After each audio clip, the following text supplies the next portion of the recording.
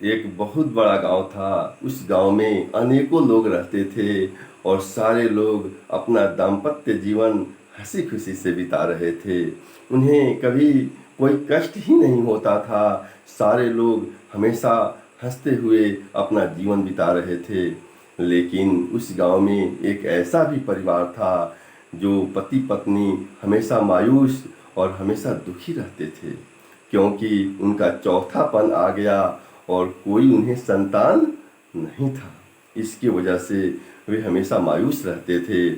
एक दिन की बात है, उनके घर के रास्ते से नारद मुनि गुजर रहे थे। तो नारद मुनि को बुलाकर उन लोगों ने बहुत ही आव भगत किया, उनका आदर सत्कार किया और कहा कि हे नारद मुनि, थोड़ा हमारा हाथ देखकर बताइए कि हमारे नसीब में संतान सुख है कि नहीं है।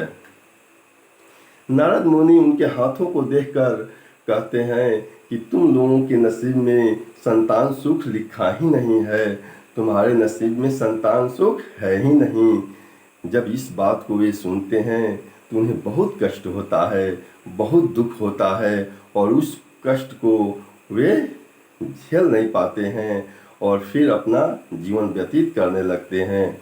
एक दिन की बात है, उनकी पत्नी 4 रोटी बनाई हुई थी और 2 रोटी अपने लिए और अपने पति के लिए 2 रोटी, और दोनों रोटी लेकर वो लोग बैठ गए भोजन करने के लिए। और जब भोजन करने के लिए जैसे ही निवाला मुंह में डालने वाले थे, तब तक एक संत महात्मा उस रास्ते से गुजर रहे थे और कह रहे थे कि 1 रोटी दोगे 1 बच्चा, 2 रोटी दोगे 2 बच्चा, 3 रोटी दोगे 3 बच्चा और 4 रोटी दोगे 4 बच्चा। यह कहते हुए वे चले जा रहे थे। पति पत्नी क्या करते हैं कि चारों रोटी लाकर संत महात्मा को खिला देते हैं और खिलाने के बाद उनको साष्टांग दंडवत करते हैं। जब पति पत्नी साष्टांग दंडवत करते हैं तो संत महात्मा क्या कहते हैं, जाओ तुम्हें 4 बच्चा होगा। यह सुनकर पति पत्नी बहुत खुश होते हैं। उनके खुशी का कोई पारावार नहीं है, इतना खुश होते हैं। कुछ समय बीतता गया, कुछ समय के बाद उन्हें 4 बच्चा हुआ और उनके आंगन में बच्चों की किलकारी गूंजने लगी और उन्हें संतान सुख प्राप्त हो गया। फिर नारद मुनि उस रास्ते से गुजर रहे हैं और देख रहे हैं कि इसके नसीब में तो कोई बच्चा है ही नहीं। देख रहे हैं कि इसके नसीब में बच्चा है ही नहीं, कहाँ से बच्चे आ गए। यह देखकर उन्हें बहुत कष्ट होता है और जाकर पूछते हैं। फिर उनके हाथों को देखते हैं तो उनके कहते हैं कि तुम्हारे नसीब में तो संतान सुख है ही नहीं, यह बच्चा किसका है। तो दोनों पति पत्नी यह कहते हैं कि यह मेरा बालक है, यह मेरा बच्चा है। यह सुनकर फिर हाथ देखते हैं और कहते हैं कि तुम्हारे नसीब में तो संतान सुख है ही नहीं। नारद मुनि बहुत विचार करते हैं और ईश्वर के पास, भगवान के पास जाते हैं और कहते हैं कि उस गांव में 2 पति पत्नी है, उसके नसीब में कोई संतान सुख तो है ही नहीं, लेकिन उसके घर में, उसके आंगन में 4-4 बालक, किलकारियाँ गूंज रहा है, किलकारियाँ गूंज रहा है उन बच्चों का। यह सुनकर, यह देखकर मुझे बहुत आश्चर्य हो रहा है। तो भगवान कहते हैं कि ठीक है, एक मेरा कार्य कर दो। तो नारद मुनि कहते हैं आदेश कीजिए प्रभु। तो कहते हैं कि इस कटोरा में मुझे किसी भी मनुष्य का 1 कटोरा मांस लेकर आओ। क्या कहते हैं प्रभु कि 1 कटोरा मांस लेकर आओ। और उस कटोरे को नारद मुनि ले लेते हैं और मांस के लिए पूरा विश्व भ्रमण करते हैं, सबसे मांस मांगते हैं, लेकिन कोई मांस नहीं देता है।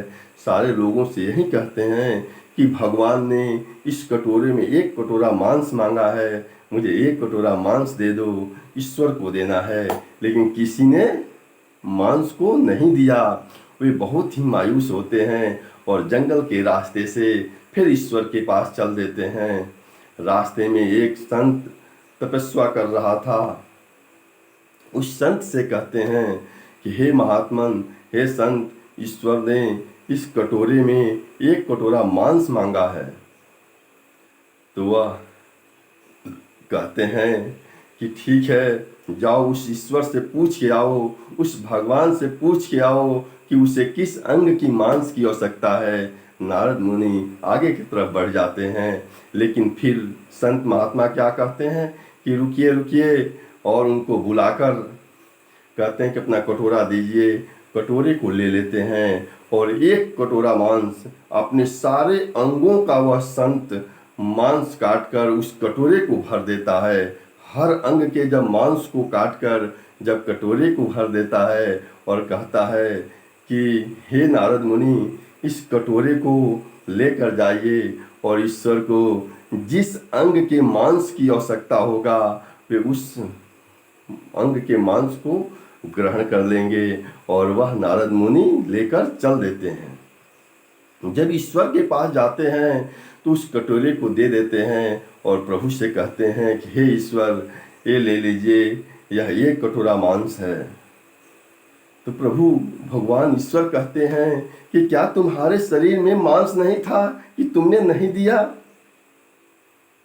तो ये नारद मुनि वाक रह जाते हैं और कहते हैं कि वह वही संत है जिसने कहा था कि एक रोटी दोगे एक बच्चा, दो रोटी दोगे दो बच्चा, तीन रोटी दोगे तीन बच्चा, और चार रोटी दोगे चार बच्चा। मेरा बात कटे तो कटे, लेकिन मेरे भक्त की बात नहीं कटना चाहिए। यह प्रभु की इच्छा है। और यही प्रभु कहते हैं, ईश्वर कहते हैं कि हमारी बात कट जाए तो कट जाए, लेकिन मेरे भक्त की बात नहीं कटना चाहिए। हमें हमेशा कोई भी संत महात्मा हमारे दरवाजे पर आए तो निश्चय ही उसे प्रार्थना करके उसके चरणों को साष्टांग दंडवत करना चाहिए और कुछ दान दक्षिणा देकर उसे भोजन कराकर ही उसको विदा करना चाहिए। सारे महानुभावों से मेरा यही प्रार्थना है, यही आग्रह है। प्रेम से कहिए जय श्री राम।